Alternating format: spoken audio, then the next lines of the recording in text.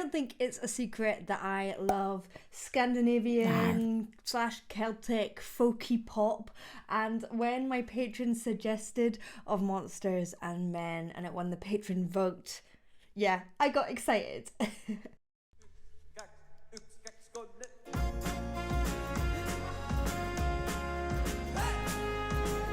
I love how that was in Icelandic. I have no idea about any Icelandic language, but that was fun. I liked it. Hey! I'll hey with them. Oh, no more hays. So hold my hand, I'll walk with you, my dear. The stars creak as I sleep, it's keeping me awake. It's the house telling you to close your eyes. There is such a distinctive tone that comes with Icelandic accent, I think. You know, if you think of Björk, there's a lightness and a brightness, and I think it's probably to do with the mouth shape. Like, as I said before, I know nothing about Icelandic language, but I can hear the shapes that it's making, and there's definitely a wideness which makes it really, really bright in the shape. You'll see in the shape of her mouth here. Her voice is really interesting.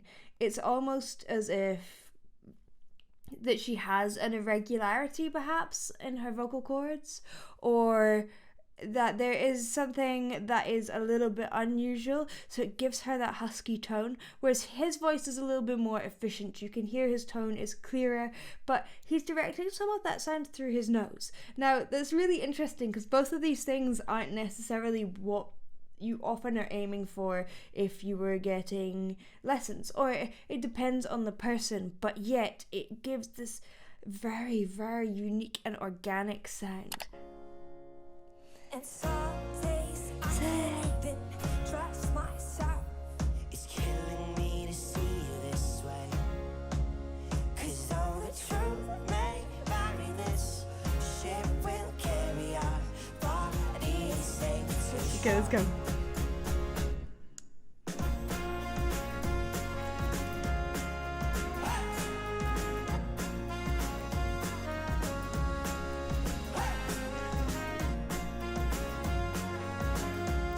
Hey!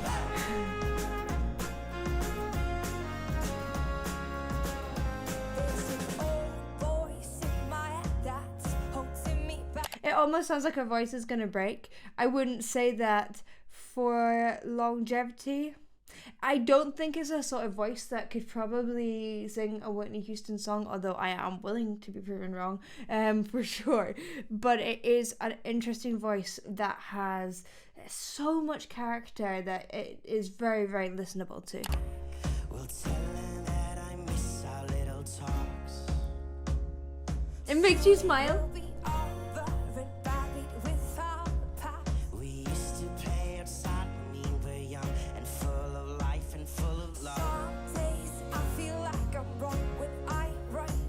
Your mind is playing tricks on you, my dear. 'Cause though the truth may vary, this ship will carry our bodies safe to shore. So I want to say that I didn't actually realize so much that this band was Icelandic. I assumed that they were English because there's a lot of, they kind of remind me of like that Mumford and Sons vibe, English folk. The accordion is quite Scottish folk for me, but I might be totally wrong, and there is this sort of like brass, because there's a lot of brass stuff in England as well, combining brass with folk. There's a big history of brass bands here, and yeah, I would love to know if you are Icelandic. Is there this sort of folk scene that I just don't know about? I'd love to know. Hey! Don't listen to a word I say. Hey! The streets all sound the same. Hey! Though the truth may vary, this ship will carry our bodies safe to shore.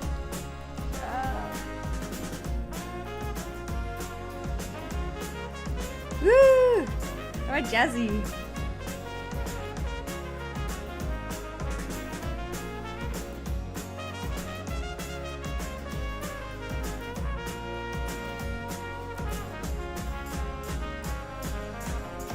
Or Beirut, that's a band, is a British band that have a lot of brass in.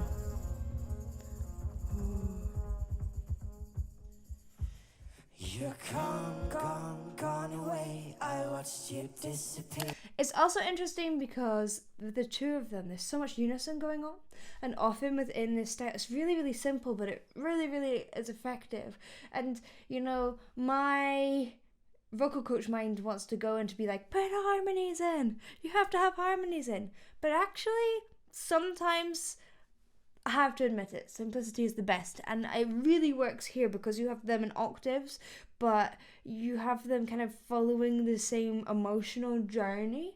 And I think with your decisions, if your decisions can come from what emotionally is happening within the song, then you'll make the right choice for you, rather than just putting in, you know, for me, I am definitely someone who can just put a harmony in because I feel like it should have a harmony because I like harmonies, and it doesn't always make sense to the song. Whereas, yeah, if you always make it from emotion, from a storytelling perspective, then you cannot go wrong.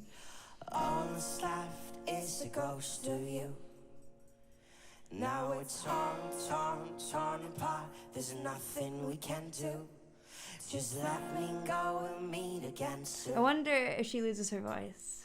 Now wait for me. Please hang around.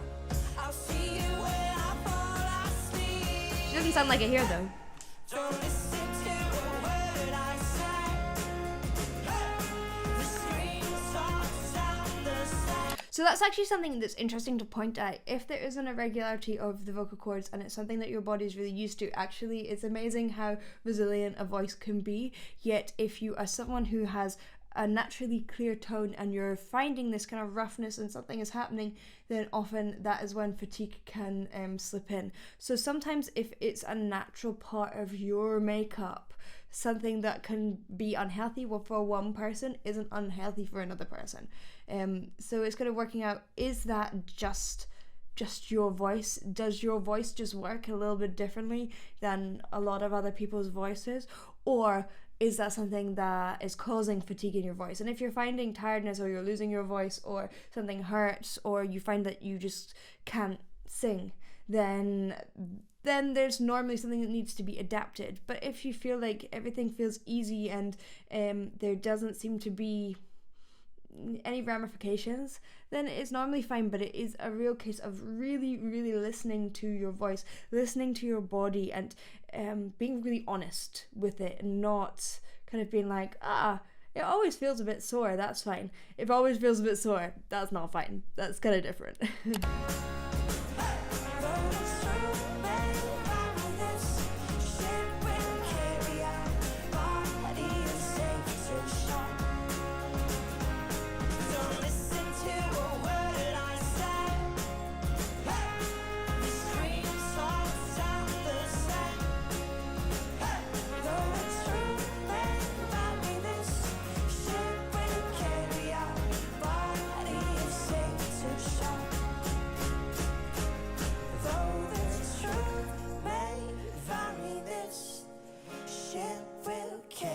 So beautiful though. Body safe to shore. Though the truth may vary, this ship will carry our body safe to shore. Love it. Beautiful. It's really beautiful stuff, and a real lesson in simplicity and finding the way that works best for your voice. Not for someone else's, but for yours. Thank you for watching. I hope you enjoyed. If you did, please do like and subscribe, and I will see you in the next one. Bye bye.